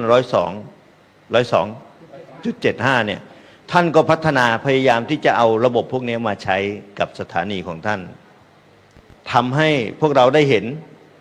โอ้ท่านออกTikTokด้วยนะหลวงพ่อเนี่ยไม่ใช่ธรรมดานะถ่ายทอดออกTikTokทำภาพออกอย่างนั้นอย่างนี้เนี่ยมันต้องมีเทคนิคการศึกษาในนอกจากจะมีธรรมะแล้วจะหาวิธีการที่นำธรรมะออกเสนอเนี่ยอันนี้เรากำลังพูดถึงว่าเรามาเชิดชูเรามายกย่องเรามาอนุโมทนากับสิ่งที่พ่อแม่ครูบาอาจารย์ได้ทำมาเป็นเรื่องดีงามทั้งหมดที่ผ่านมาเนี่ยถ้าไม่มีเทปในวันนั้นก็ไม่มีอาตมาที่จะมีความรักมีความเคารพในศาสนามากขึ้นยิ่งขึ้นในวันนี้อาตมาก็เลยนึกถึงบุญคุณของเทปเสียงของพ่อแม่ครูบาอาจารย์ได้ฟังหลวงพ่อชาได้ฟังหลวงพ่อปัญญานันทะได้ฟังหลวงพ่อพุทธทาสได้ฟังหลวงพ่อสมภพเพราะว่ามีเทปบันทึกเสียงตัวท่านไม่อยู่แล้วหลวงพ่อสมภพก็เทปไม่ได้แล้วนะเราได้ฟังเพราะว่ามีการบันทึกแถบเสียงไว้ด้วยระบบเก่าๆที่อาตมาพูดตั้งแต่เบื้องต้นจนมาถึงปัจจุบันนี้ที่เป็นระบบใหม่ในระบบโลกออนไลน์ยังเป็นอมตะยังเป็นธรรมะที่ทันสมัยยังใหม่อยู่เสมอร่วมสมัยอยู่ได้ตลอดอมตะนิรันดร์การนะอมตะนะอมตะเลยนะเพราะฉะนั้นเนี่ยการบันทึกทุกอย่างในโลกออนไลน์ปัจจุบันนี้ที่ครูบาอาจารย์ท่านทำไว้แล้วมีลูกศิษย์มาดัดแปลงใส่ลงไปในระบบออนไลน์เนี่ยเป็นธรรมะที่ค้ำชูช่วยโลกช่วยสังคมคนที่เขามีทุกข์บีบคั้นมีภัยคุกคามเกิดปัญหาชีวิตเขาฟังอะไรก็แล้วดูอะไรก็แล้วเรื่องบันเทิงมันไม่สามารถที่จะออกจากทุกข์ได้นะเขาบอกว่ามวนแต่ว่ามวนได้คราวเดียวมันนึกถึงเรื่องเก่ามันก็ทุกข์อีกแล้วเกิดมีปัญหากับครอบครัวเกิดมีปัญหากับคนรักเกิดมีปัญหากับข้าวของเป็นหนี้เป็นสินต่างๆคิดไม่ออกบอกใครไม่ถูกอุกอังใช่เนาะพอกับพอบอกแต่คนละอย่างกันนะอุกอังคนละอันกันเนาะเลื่อนวิทยุไปนี่มาปล็อกมาเจอคลื่นธรรมะ ฟังจักหน่อยนะ มันไม่มีอะไรจะฟังแล้ว สถานีอื่นในที่เขาฟังเพลงนี่เขาหยุดกันไปแล้วเนี่ยเขาหลับเขานอนแล้ว4 ทุ่มเขาก็เลิกแล้ว แต่ธรรมะยังมีทั้งคืนเห็นไหมนอนไม่หลับก็เปิดวิทยุฟังหลวงพ่อนี่เทศดีนะ มีประโยคทองวรรคทองที่ฟังแล้วมันเข้ากับชีวิตเรา แล้วก็กำลังหาทางออกให้แก่ชีวิตนี่มันดีตรงนี้นะมันปลดล็อกเลยเบาเลยใจมันเบาโอ้โล่งเลยว่าเราดูมันมืดมนมันเหมือนท้องฟ้ามันโดนปกคลุมด้วยเมฆหมอกนะเหมือนแสงอาทิตย์ที่สอดส่องลงมาไม่ได้มันคึ้มพอมันเลื่อนหนีออกไปแสงแดดอันนี้เปรียบเทียบมันก็สว่างลงมาณเบื้องล่างธรรมะของพระพุทธเจ้าเนี่ยเหมือนกับส่องไฟในที่มืดเห็นไหมบอกทางแก่คนที่หลงทางเห็นไหมคนกำลังหลงอยู่ไปพูดเด้อไปพูดเด้อนี่วันนี้ก็เขาทั้งใดล่ะอัน GPS อาตมากับอันคนขับรถนี่ก็เถียงกันอยู่นั่นเนี่ยว่าให้ไปทางพี่ทางเพี้ยทางเพี้ยเมียบอกให้ไปทางพี่ผัวก็อยู่ว่าแม่นวะคนขับ GPS อยู่ข้างๆกันวนหามองเข้าไปแม่นเบิร์ดนั่นแหละวัดเบิร์ดนั่นแหละแต่ว่ามันหาครั้งเข้าไม่ได้เพราะรถมันยาวมันไม่เหมือนรถน้อยอันคนบ้านนี้เขาก็หวังดีมาทั้งพี่เด้อตามมา15ไปเขาก็พาไปแล้วมาเลี้ยวรถคันเล็กเนี่ยเขาเลี้ยวได้แต่รถบัสมันเลี้ยวไม่ได้แบบนี้รถบัสเลี้ยวไม่ได้ก็เลยว่าเดี๋ยวเลยไปก่อนไปกลับทางงูแล้วค่อยมาเข้าใหม่ทางคนที่นำมามาทั้งพี่ผิดทางเดียวกันแต่เข้าไม่ได้ไม่เหมือนกันเห็นไหมเรานี่เห็นบ่ฟังอันนี้ก็ได้แต่ว่าฟังวิทยุบ่ได้ฟังวิทยุได้กับฟังอันนี้ได้นี่เห็นบ่ธรรมะอันเดียวกันนี่นี่กันเดียวกันนี่นี่เห็นไหมนั่นเห็นไหมมันไปนำกันได้อยู่เนี่ยเนาะว่าวได้เบิดมือเนาะสมควรอยู่ดอกไปปลูกมาว่าวเนี่ย แม่นวะพ่อใหญ่ไปปลุกยังไงเราพ่อโวพ่อเวไปปลุกกันยังไงไปอาจารย์ถึงรอบแล้วพุ่นว่ายังไงเนาะวันนี้คือว่านิมนต์มาเทศมืออื่น คือไปคืออีไปเร็วแท้เลยเนี่ยอุตสาห์พาพวกเมืองเลยมาว่าอย่ามาฟังนักเทศเมืองอุบลเนี่ยเบิดแล้วบอกเบิดแล้วครับเบิดแล้วครับห่วยแมนยูบ่มาเทศยิ่มาเทศให้กันฟังอยู่นี่บ่มานำกันกีมาเทศให้กันฟังอยู่นี่ตีโอ้ยังดีว่ามีอุบลหลายนะรักษาหน้ารักษาตาชาวอุบลกับชาวสุพรรณก็มีอยู่นะมีวันนี้มีที่ไหนมาบ้างเนี่ยนอกจากอุบลเป็นเจ้าของพื้นที่แล้วสุพรรณบุรีก็มาเมืองเลยมาตัวนี้มายังไงเนี่ยอันนี้ไม่เกี่ยวนะเจ้าของถิ่นนะเนี่ย วัดทางสายมาจากวัดทางสายก็มีนู่นประจวบคีรีขันธ์นู่นมากี่คันรถสุรินทร์ก็มารวมกับทางสุพรรณเพราะเขาเป็นพี่น้องกัน หลวงพ่อไม่ตีเป็นคนสุพรรณบุรีแต่เป็นเจ้าอาวาสอยู่นู่นประจวบคีรีขันธ์อันเนี้ยรู้จักกันมานานแล้วนะโยมเป็น10 ปีแล้วนะเท่ากับสถานีวิทยุนี่แหละแต่ว่าตอนหลังๆมานี่ถ้าเราไม่ไปหากันนี่ตายคักๆเมื่อก่อนนี่อยู่ใครอยู่มันเนี่ยเนาะเราก็พอตัวเพื่อนว่าคิดดูว่า120 เมตรก็พอตัวเหมือนกันนะไปไกลแฟนคลับเยอะต่างคนต่างพออยู่ได้แล้วนะ แต่ตอนนี้มันจะอยู่ไม่ได้ตอนนี้เพราะอะไรคนจะเลิกฟังวิทยุเครื่องรับก็ไม่หามาฟังนี่เป็นนี่เพิ่นจะเอามาถวายกันเทศบ่เนี่ยห่วยข่อยก็จะได้เอาไปฟังแล้วบ่เนี่ยเนาะแจกทั้งแ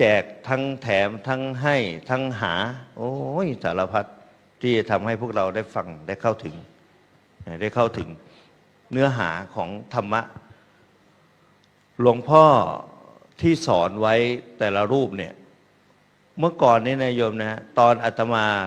ที่จะมาทราบซึ้งถึงการทำสถานีวิทยุที่อาตมายังทำอยู่แล้วก็ไม่ยอมเลิกเนี่ย เพราะนึกถึงใจของตัวเองเมื่อก่อนเนี่ยอาตมาฟัง AM เหมือนกันบวชมาใหม่ๆปี2540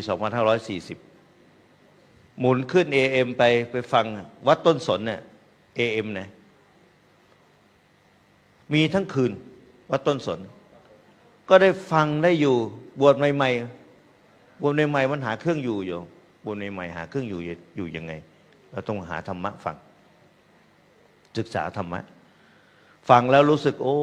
ยได้ฟังหลวงพ่อนั้นหลวงพ่อนี้รู้สึกมันอยู่ได้นะเลยนึกถึงใจตัวเองนี่แหละเอาตัวเองนี่แหละเป็นหลักที่ทำมาจนถึงทุกวันนี้นะไม่คิดว่าตัวเองจะได้มาเป็นพระนักเทศอะไรหรอกไม่เคยมีความรู้สึกไม่เคยคิดว่าตัวเองจะได้บวชนานจนได้เป็นเจ้าคณะอำเภอหรอกโยมตำแหน่งอะไรต่างๆมันมาพร้อมกับการงานและการอยู่มานานของเราครูบาอาจารย์เห็นว่าควรที่จะช่วยรับใช้ช่วยงานศาสนาได้เขาก็แต่งให้ตั้งให้นะบางอย่างก็ไม่สะดวกกับตนเองเท่าไหร่หรอกเนี่ยอย่างเนี้ยเจ้าคณะอำเภอเนี่ยเลาะมาไกลเนี่ยเดี๋ยวเขาจะเปิดสอบบาลีแล้วอาตมาต้องรีบกลับไปร่วมเปิดสอบบาลีใช่ไหมที่นี่เขายังพูดเลยไหมเจ้าคณะอำเภอเขาก็ยังพูดว่าเขาก็มีหน้าที่ที่ดูแลพื้นที่ของเขาอาตมาก็เหมือนกันทั้งทำเผยแผ่ด้วยแล้วก็นู่นญาติธรรมจัดที่มอเตอร์ทำสมาธิเซ็นเตอร์เขาก็อยากจะนิมนต์อาตมาว่าให้ไปร่วมกับเขาเป็นลูกศิษย์หลวงพ่อสนองกตปุญโญวัดสังฆทานทำสถานีวิทยุเป็นเครือข่ายของวัดสังฆทานมา14 ปีเขาก็อยากจะนิมนต์อาตมาไปร่วมทางนู้นอาตมาก็บอกแบ่งรับแบ่งสู้ทั้งจะปฏิเสธเขาก็ลำบากถ้าไปเลยก็ทิ้งทางหน้าที่ของตนเองเห็นไหมอยู่นานแล้วหน้าที่มันเยอะโยมต้องทำอยู่ที่นี่หลวงพ่อพระครูเกษมพิษโสพลก็โทรไปบอกว่านิมนต์เด้อทอดพระป่านิมนต์มาเทศกล่าวสัมโมทนียกถาให้หน่อยในงานทอดพระป่าวันที่18เวลาก็ประมาณนี้แหละก่อนเพลนี่แหละประมาณเนี้ยอาตมาก็คุยกับอาจารย์ต้นว่าอาจารย์งานนี้ยังไงมีเทศไหมกลางคืนไม่มีเหมือนปีที่แล้วเหรอจะพาญาติโยมก็บอกว่าอาจารย์ไม่นอนโรงแรมได้ไหมไปวัดเลยโยมสู้เนี่ยโยมพวกนี้สู้นะดูดิหัวหักหัวห้อยหมดแล้วนะสู้โอ้ยว่าวขายกีหน้าเลยเนาะวันนี้คือบอกว่าหลับก็หลับในวัดนั่นละอยู่หานอนตามศาลานั่นแหละเก็บเงินค่าโรงแรมไปช่วยอาจารย์ค่าสถานีดีกว่าคิดดีนะโยมเลยนะคิดดีนะอาตมาก็เลยเก็บกันมาเนี่ยเก็บกันมาที่นั่งละ1,000นะจ่ายค่ารถเรียบร้อยแล้วยังเหลืออีกเหลือ20,000 กว่าต่อยอดต่อกันมาบนรถหัวได้20,000 กว่าอยู่นะเดี๋ยวพรุ่งนี้จะร่วมเข้าพระป่าเท่าไหร่20,000เท่าไหร่นะวัดป่าจริยธรรม28,000แล้วอีกสักหน่อยก็ถึง30,000แล้วนะนะเนี่ยคนนู้นช่วยกันคนนี้ช่วยกันมันก็เป็นพลังแต่ว่าเอาคนเป็นหลักเมื่อคนมารวมกันแล้วเนี่ยจัดงานเนี่ยให้มีคนเงินนะมันจะมาตามหลังอยู่เพราะว่าอย่าลืมนะคนมาเขาเอากระเป๋าเข้ามาด้วยเนาะอยู่ในกระเป๋าเนี่ยจะล้วงเอาในนี้แหละนะบอกแต่เพื่อนที่ล้วงออกมาเองไม่ทำไปล้วงเขาเนี่ย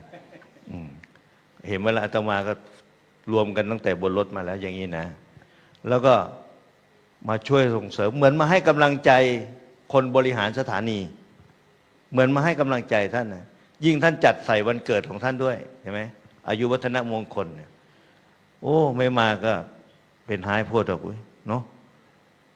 คนพื้นที่ก็เป็นหายโพดด้วยหลายกว่าคนข้างนอกเนี่ยคนข้างนอกยังมาขนาดนี้นะห่วยอยู่บ่ได้เลยได้บ่เนี่ยถ่ายทอดบ่ละมือเนี่ยมืออื่นประมาณนี่บ่คือเด้อคนพื้นที่เด้อที่วัดอาตมาก็จัดแบบนี้แหละทุกปีทุกวันที่9ถึงเช้าวันที่10เดือนมีนาคม 20 ปีปีนี้นะถ้าโยมไปได้ก็ไปเด้อนะไปไม่ได้ก็ไปนะยังไงเนี่ยบังคับกันเลยเนาะไปได้ก็ไปเฮ้ยนั่นเริ่มมีฝากแล้วดิเนี่ยเอาฝากไปก็ว่าเท่าเอาโตไปโซเด้อไปเที่ยวไปมาหากันเนี่ยเห็นไหมประจวบก็มาเนี่ยสุรินทร์นะสุรินทร์ก็มาสุรินทร์นี่ของใครสายไหนสถานีวิทยุเมืองสุรินทร์นี่เยอะไหมเยอะอยู่นะ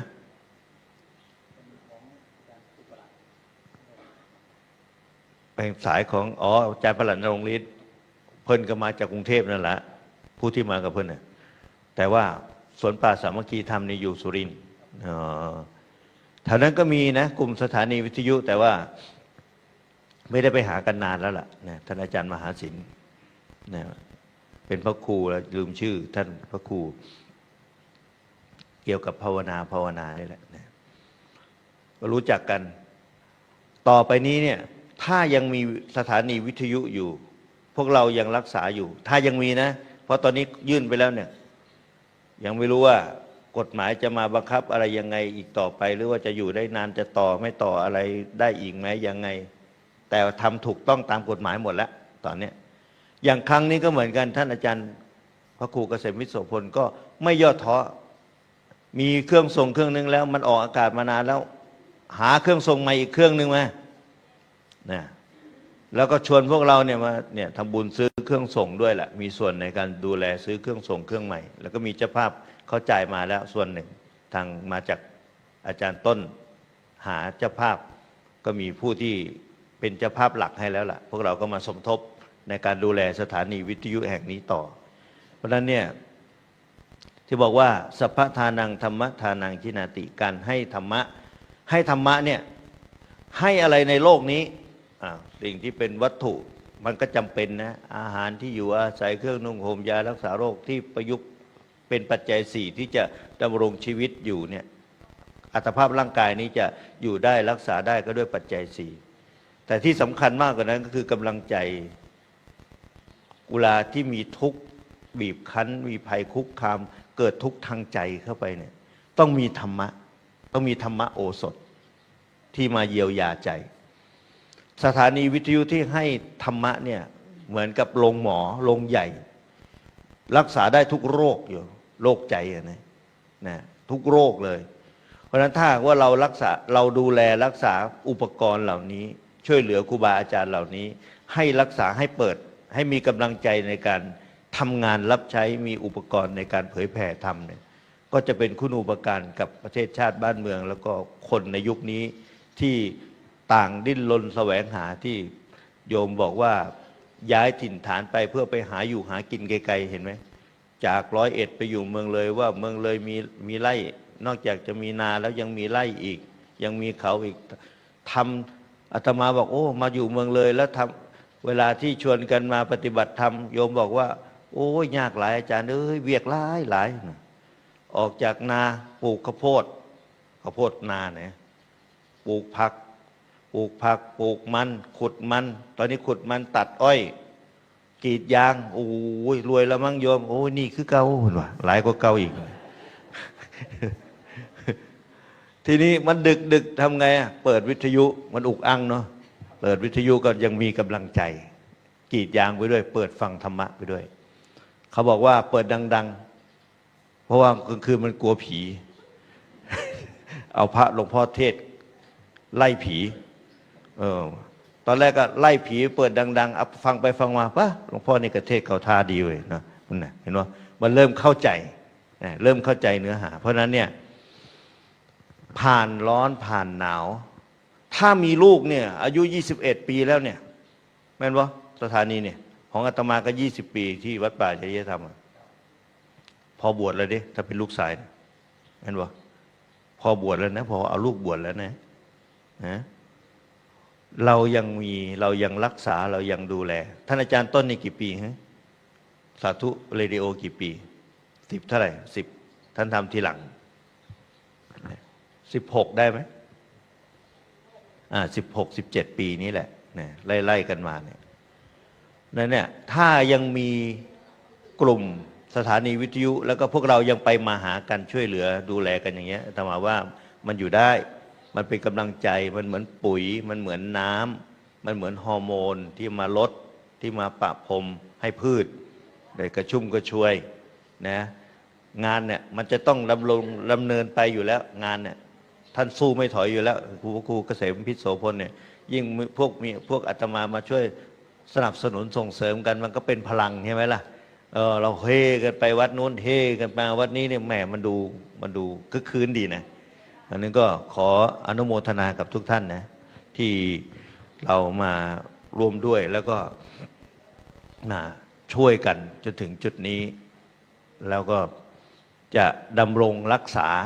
แม้ว่าจะเกิดอะไรขึ้นก็ตามจนถึงสุดท้ายนั่นแหละนะเขาจะมีกฎเกณฑ์ใดๆก็ตามเราก็จะดูแลรักษาสถานีวิทยุของเราอุปกรณ์ของเราครูบาอาจารย์ได้กำลังใจจากพวกเราก็จะรักษาสิ่งเหล่านี้แล้วก็นำสิ่งดีๆมานำเสนอทางสถานีช่องทางของเรานี้ให้ได้มีความรู้ถูกเข้าใจถูกกับที่เราว่าให้ใดๆในโลกนี้ก็ไม่เหมือนให้กับธรรมะให้ธรรมะเป็นทานชนะการให้ทั้งปวงชนะเพราะว่าประเสริฐอย่างนี้ดีอย่างนี้ก็ขอให้สิ่งใดที่ท่านได้รับจากธรรมะออกจากทุกข์ออกจากสิ่งต่างๆที่มันข้องขัดคาในชีวิตทุกภัยต่างๆที่มันผ่านพ้นไปได้ให้เป็นพลังมารวมกันให้เป็นกำลังหนุนนำให้เราท่านทั้งหลายนั้นส่งเสริมพลังบุญซึ่งกันและกันนำบุญหนุนส่งกันให้พ้นจากทุกข์ปรารถนาสิ่งหนึ่งประการใดที่เป็นไปในทางที่ชอบประกอบด้วยธรรมแล้วก็ให้สิ่งต่างๆเหล่านั้นจงพันสำเร็จจงพันสำเร็จให้ธรรมะต่างๆเหล่านี้มาเป็นปฏิพรย้อนกลับเข้ามาอภิบาลรักษาจิตใจของพี่น้องพุทธศาสนิกชนให้ดำรงตั้งมั่นอยู่ในทานศีลภาวนาเคารพในองค์คุณของพระพุทธพระธรรมพระสงฆ์ในพระรัตนตรัยมั่นคงจนกว่าจะทำที่สุดแห่งทุกข์กล่าวคือมรรคผลนิพพานได้โดยทั่วกันทุกท่านทุกคนเทอญ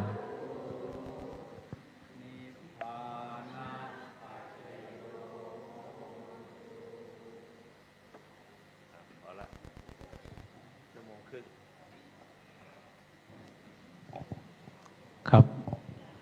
ก็ต้องกราบขอบพระคุณหลวงพ่อพระครูจริยสารธรรมนะครับเรียนเชิญเดี๋ยวรอพร้อมกันครับรอพร้อมกันจะได้เป็นทีมเดียวกันพร้อมนะครับถวายท่านครับ1 2 3สาธุอนุโมทามิ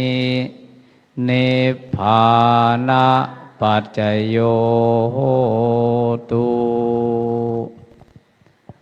พระอาจารย์ท่านหลวงพ่อพระครูจริยสารธรรมเจ้าคณะอำเภอครับ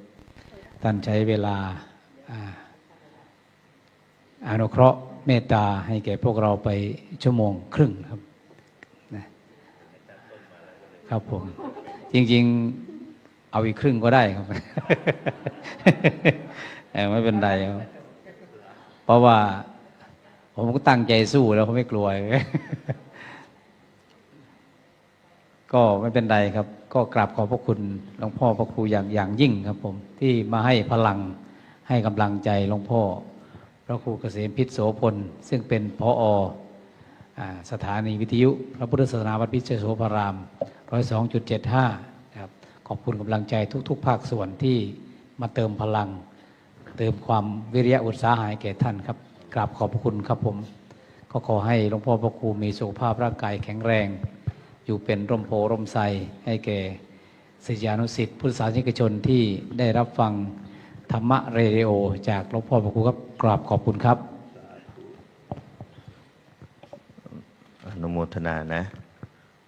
อาจารย์ต้นพร้อมแล้วนะนิมนต์นะครับนะให้พรโยมนะสักเล็กน้อยนะก็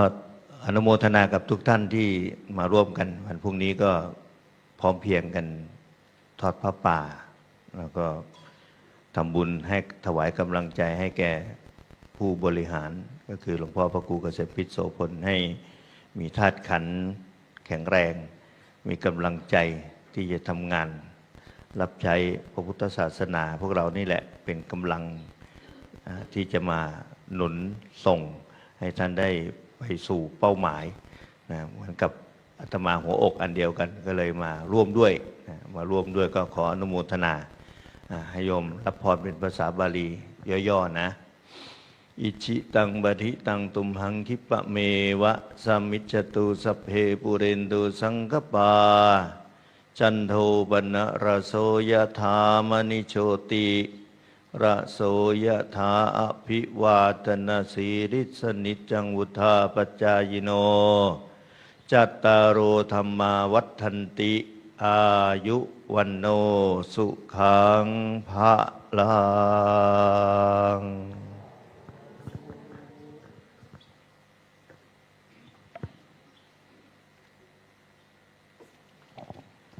ผู้ใดที่ไปเข้าห้องน้ำก็ไปเด้อนี่ขอเรียนเชิญพักผ่อนคลายอิริยาบถจะเข้าให้มันปรับอิริยาบถให้มันเสมอนะครับถ้าผู้ใดนั่งเมื่อยขากับยางจะเข้า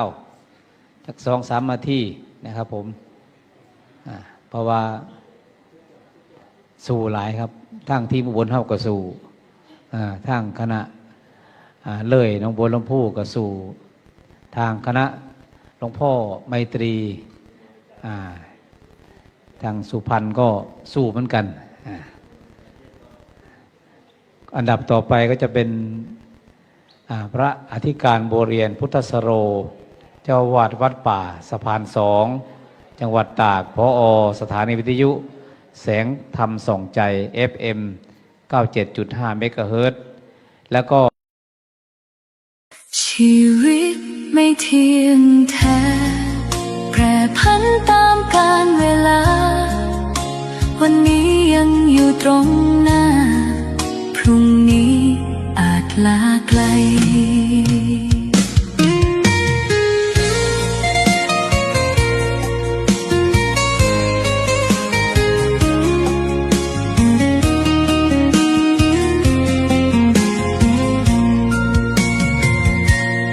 ครูจริยสารธรรมผู้น้อมนำธรรมด้วยเมตตาพระอาจารย์นิรุตผู้ทรงธรรมทั่วลาวัดป่าจริยธรรมธรรมพามกคือร่มเงาศรัทธาสร้างคนสร้างธรรมสร้างค่านำพาชีวิตผู้คนสิทธิ์ให้รู้ความดีสอนให้มีปัญญาด้วยศรัทธาที่แน่นหนาสืบทอดศาสนาไม่หม่นเหนื่อยยากเพียงใดไม่เคยหวั่นทุ่มเททุกวันด้วยใจอดทนเป็นแสงสว่างของผู้คนจนใจสิทธิ์ผูกพัน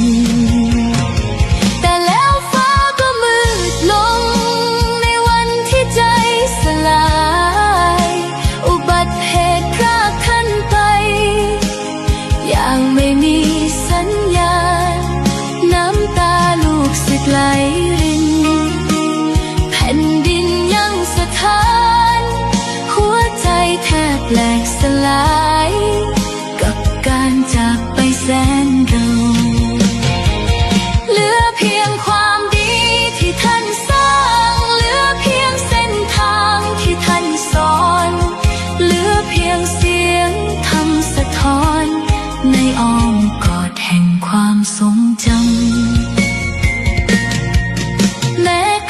ท่านดับลับไปแต่ธรรมยังคงส่องทางคำสอนยังคงไม่จาง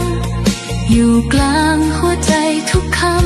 ำชีวิตนี้ไม่เที่ยงแท้เกิดแล้วดับคือสัจธรรมสิ่งเดียวที่งดงามล้ำคือความดีที่ทำไว้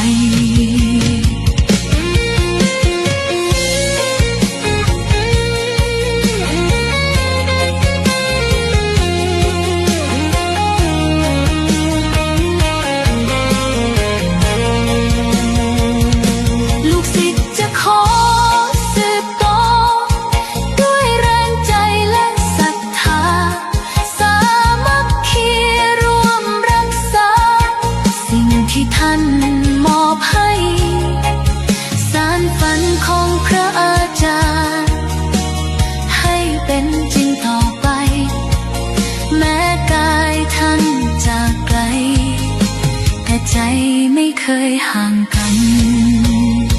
แม้วันนี้ไม่มีท่านอยู่เคียงข้างดังวันก่อนแต่ทำยังคอยสะท้อนเตือนใจไม่ให้ไว้วันความดีที่ท่านฝากไว้จะส่องทางทุกวันเป็นแสงแห่งนิรันดร์ในใจศิษย์ตลอดไปกราบส่งด้วยหัวใจอาลัยแด่พระอาจารย์ผู้เมตตาที่จากไปลูกศิษย์จะรักษาจดจำไว้ทำไม่จากไปใจไม่ลืม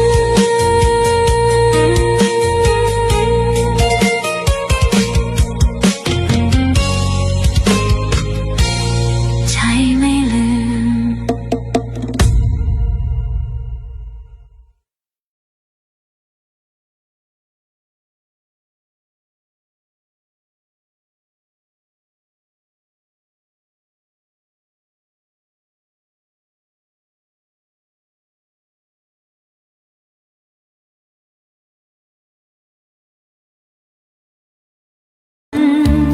รักษาวินัย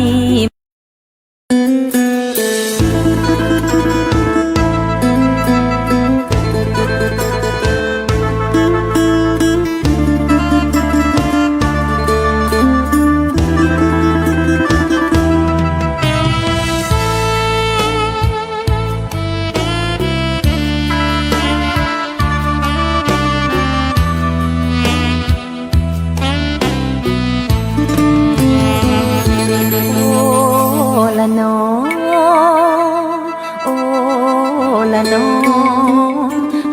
54 ปี ชีวิตที่สร้างมา29 พรรษาใต้ร่มกาสาวพัฒน์ศรัทธานำทางส่องใจสว่างงาม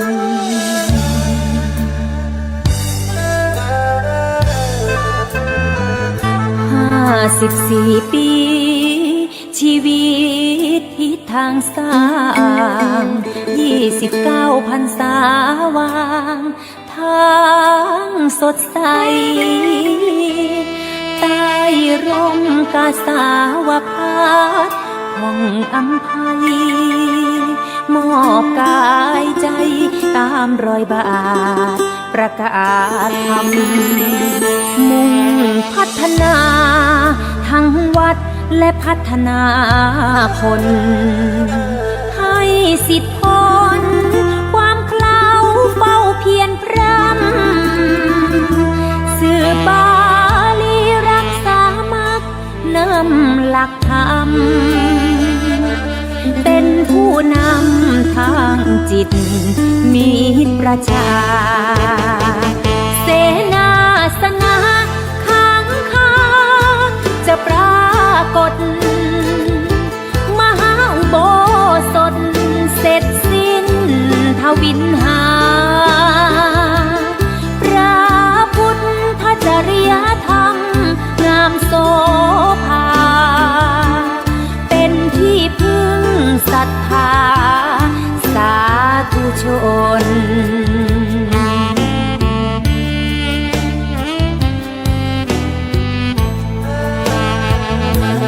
บั้นปลายว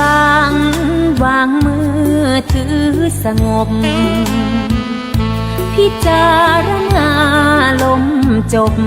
สว่างกุศลมองดูสิทธิ์เติบใหญ่คุ้มครองตนรักษาวินัยมงคลภาคภูมิใจ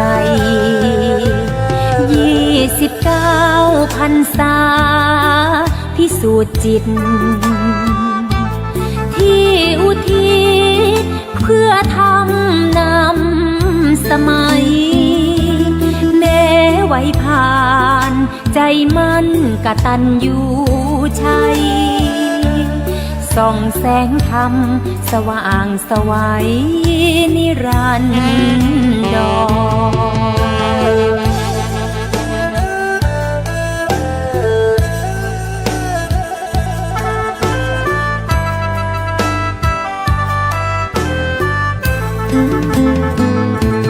โอละนอศรัทธาจริยธรรมส่องแสงธรรมนิรันดร